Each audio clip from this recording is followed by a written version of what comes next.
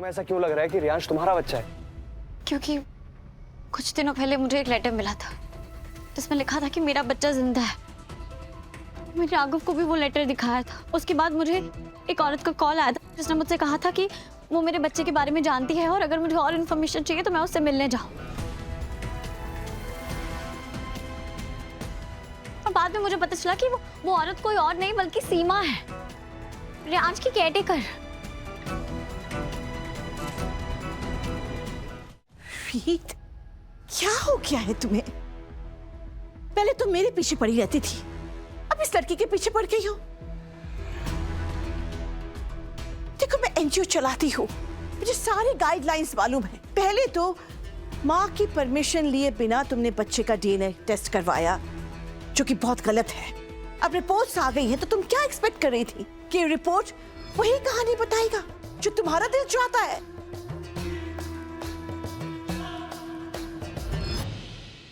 शालिनी जी, आप बीच में मत बोलिए, आपका कोई हक नहीं बनता। क्यों?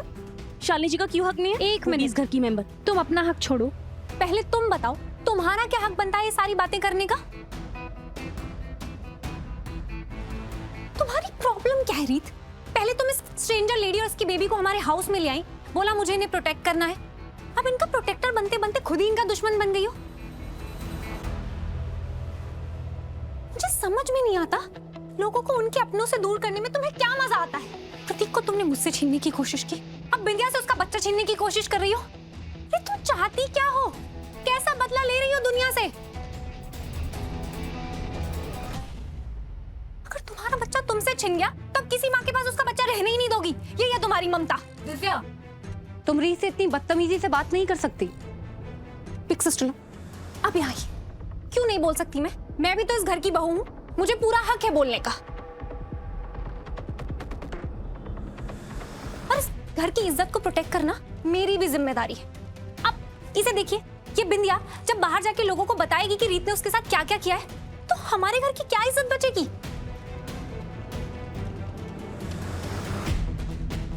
बिग सिस्टर लो, आप तो घर की बड़ी बहू हैं, घर की बड़ी डॉटर इन लॉ हैं। आपको रीत को समझाना चाहिए, उसे सुधारना चाहिए, और आप उसे ही प्रोटेक्ट करती रहती हैं।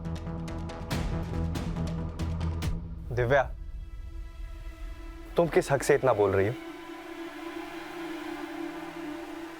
रीत जो कुछ भी कर रही है उसकी कोई ना कोई वजह जरूर होगी। हर बार उसके बारे में बुरा भला बोलना जरूरी है क्या? रीत, तुम बताओ, तुम्हें ऐसा क्यों लग रहा है कि रियांश तुम्हारा बच्चा है? क्योंकि कुछ दिनों पहले मुझे एक लेटर मिला था जिसमें लिखा था कि मेरा बच्चा जिंदा है। मैंने राघव को भी वो लेटर दिखाया था। उसके बाद मुझे एक औरत का कॉल आया था जिसने मुझसे कहा था कि वो मेरे बच्चे के बारे में जानती है और अगर मुझे और इन्फॉर्मेशन चाहिए तो मैं उससे मिलने जाऊं। और बाद में मुझे पता चला कि वो औरत कोई और नहीं बल्कि सीमा है, रियांश की केयरटेकर।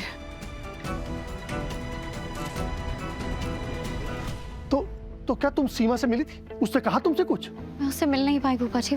वो वहां तक पहुंची ही नहीं क्योंकि उससे पहले ही उसकी मौत हो गई थी। वो उसकी किसी ने जान लिया, उसका एक्सीडेंट हुआ, ये मैं नहीं जानती, लेकिन एक रात पहले सीमा के पापा आए थे। उन्होंने मुझसे बात की, उन्होंने मुझे बताया कि मरने से पहले सीमा ने उन्हें कॉल किया था और कहा था कि अगर मुझे कुछ हो गया तो प्लीज रीत तक ये मैसेज पहुंचा देना कि उसका बच्चा उसी के घर में है।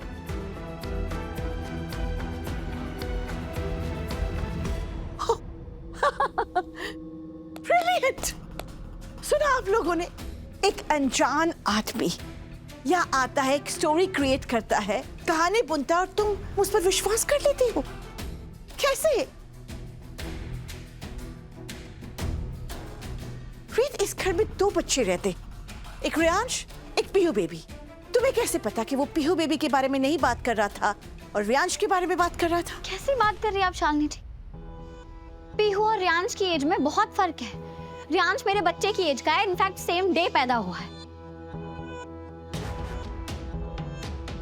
सीमा उसकी केयरटेकर थी। सीमा ने मुझे फोन किया, सीमा के पापा आके मुझे ये सारी चीजें बता के गए। इतना सारे इत्तेफाक एक साथ कैसे हो सकते हैं? और जो भी हो, मैं जानती हूँ रियांश मेरा बेटा है।